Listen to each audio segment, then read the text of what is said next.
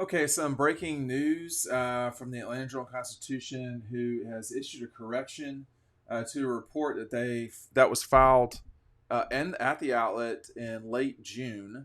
Uh, the paper, I don't know if we're calling it a paper now. I'm just calling it an outlet. Issued corrections on Wednesday. The outlet said, "We apologize to the university and our readers for the errors." The outlet said it found two elements of the story that did not meet the organization's journalistic standards. It also fired Alan Judd for, quote, violating the organization's journalistic standards. It added, the AJC, that found no instances of fabrications in the story, as the university's letter had alleged. So this is, I'm just now landing from media days in Nashville. Let's just hope we don't ever go back to Nashville again, because it did not go well, generally speaking, up there. The weather, the construction, the internet was just not good. So there's a lot to be corrected. I think Dallas will do an outstanding job next year, if I had to guess. But we don't need to go there every single year, that's for sure. I thought it was very possible that Alan Judd could get fired after a while. Here's where I was at with this story. When the AJC published this story, I was on as much of a vacation as I get, which is not much of one if you know me at all. And I didn't get a chance to really look at it until almost the 4th of July. When I read the story, I was not aware of 11 players. I had never been aware of 11 players at Georgia being in the trouble that the AJC was alleging, as well at the time, as well as them playing after that. In fact, I knew that was not the case with multiple players. I did not trust that story in terms of passing it along to our readers or talking about it on here, because I could not back it up. I would not have written that story.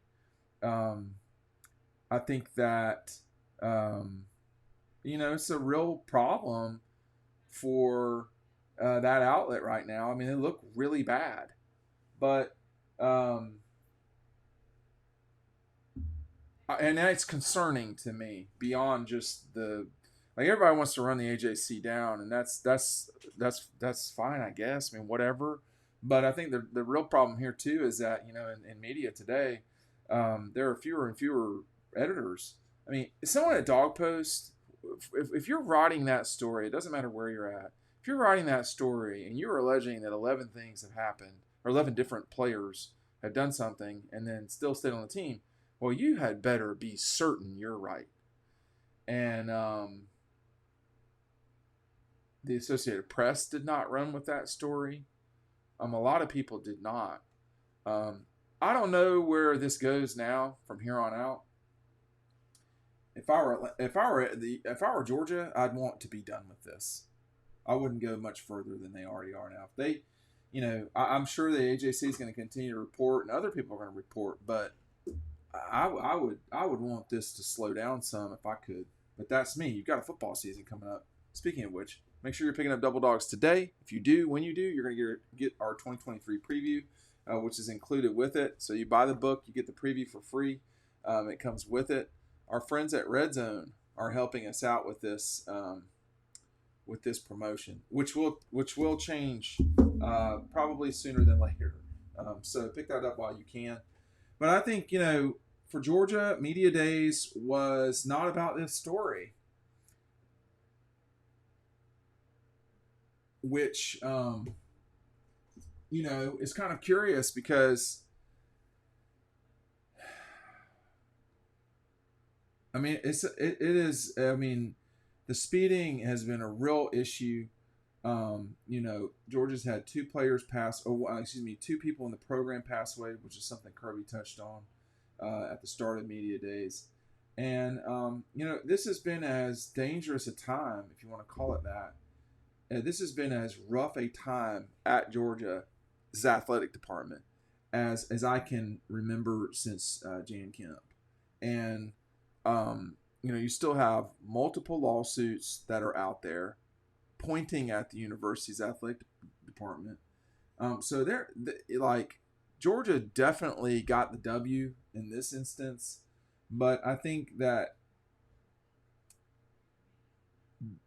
you know, the coast is not clear as far as everything's concerned. I mean, they're still having to get around lawsuits. I don't know if they're going to be able to pull that off. I don't know if the NCAA is reading some of these lawsuits and saying, "Hey, what's going on here? You know, why are players getting car rides from university employees? Is that against the bylaws of the NCAA? Is it? Is it not? Um, why you don't want anybody sniffing around your program in any way? So if I were Georgia, I'd want this to go away as fast as possible, and we can start talking about, you know, who the starting quarterback is, who's being disrespected, as we heard from Alabama today, which was, come on. I just want this all to be gone, and I don't know that it's going to be.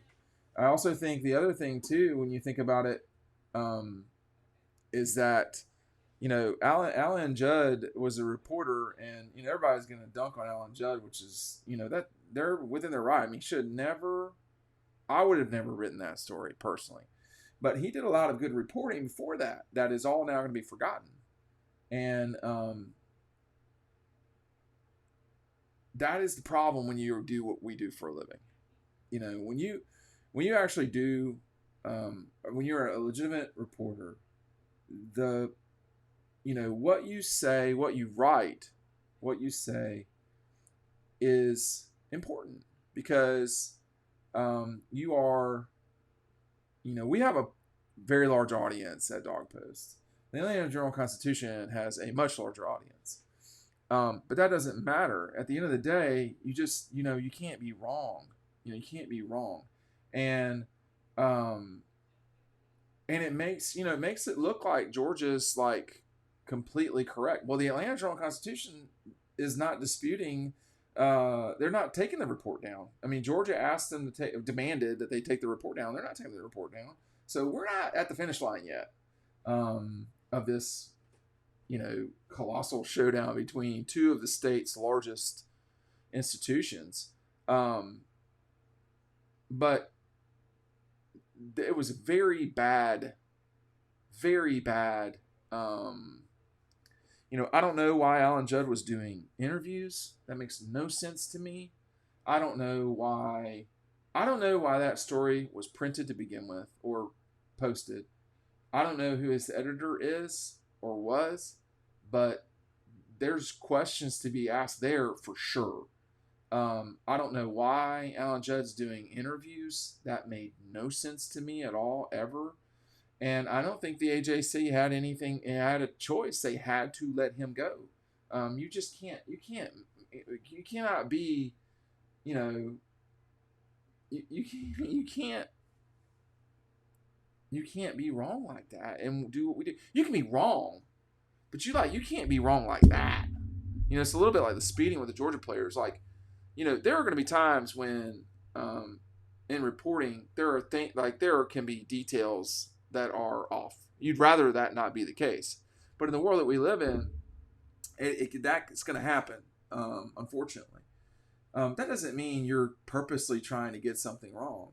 And I don't know if he was purposely trying to get something wrong. I just know this. In doing this 23 years, I've been wrong about a story. It was AJ Green in 2010,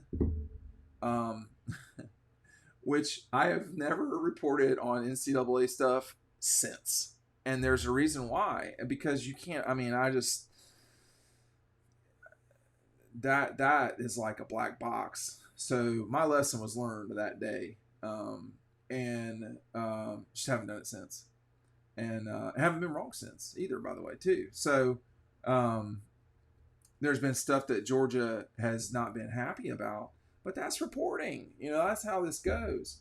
So I don't know when this will die away completely, if it will die away completely. I do not get the impression that the reporting has stopped. I think that the thing, if you're a Georgia fan and you're sort of completely against the AJC, this certainly is like a big day, a big win for you. But I will put a comma. But the next investigative reporter will not be as sloppy. Period. And whoever that person is will be able to pick up where Alan Judd left off without the mistakes and go from there.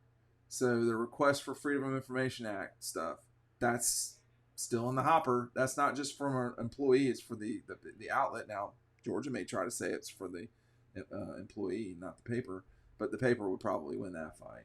And then they're just going to keep reporting on this stuff. And I mean, I'm just here. I'm not telling you if that's. I think it's right. I think you have to report. If you report, you really report. But I don't think this is over by any stretch of the imagination. So I did just want to tell y'all. And a lot of time that I come on here, it's just about football, and that's what we do. But there are times when I feel like there's a back end of what we do. There's a behind the curtain. And sometimes I feel like y'all deserve to know. I would not have written that story. I would not have written about Alan Judd, period. I would not have written that story that he wrote. I would not be writing about Alan Judd. I would not be... there's a lot of stuff I would not be doing, but that's my choice because I own this outlet and I can run it however I want, and other people can do what they want to do. But I think at the end of the day, it all does come back down to, and where the AJC really just straight up got it wrong, was they were wrong. I mean, you can't be wrong like that. And, Georgia, having worked with them long enough, Georgia, when you ask them for comment, they don't always get back to you. And that's their prerogative too. And they'll have to live with the ramifications of that. I asked the AJC for comment about this reporting a week ago. I asked 4 different people at the AJC. None of them responded. I asked the attorney at UGA I wanted to ask him a question. No response. So it's not like I've not been calling people and reporting too, but like sometimes if there's nothing there, I can't just say, oh, well, this is what the AJC said. Well, I don't know what I don't know what the attorney of record for Georgia, I don't know what, and that's part of reporting too, is you have to live with, you're not always going to get what you prefer to get. But, Georgia definitely was right to be the way they were about it, because I do think that they were getting the runaround, and the reporting was wrong. I don't see any other way that this could have happened. I mean, there have to be ramifications when you are that egregiously wrong. It's not okay.